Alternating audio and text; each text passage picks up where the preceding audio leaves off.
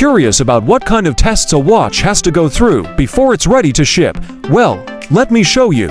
First up, we're at the final stage of watch production quality inspection. First test, water resistance. Since watches come into contact with water all the time, whether it's rain, washing your hands, or even swimming, this test is crucial. We dunk the watch in water to see if it leaks. If it doesn't pass, sorry, go back to the factory. Next, we've got the structural stability test. In daily life, watches get dropped, bumped, or shaken, and the inside parts can't get loose. This test simulates all kinds of shaking and vibrations. If it shakes apart, well, you guessed it, straight to the reject pile. And here's the big one, time accuracy. It doesn't matter how good a watch looks if it can't keep time.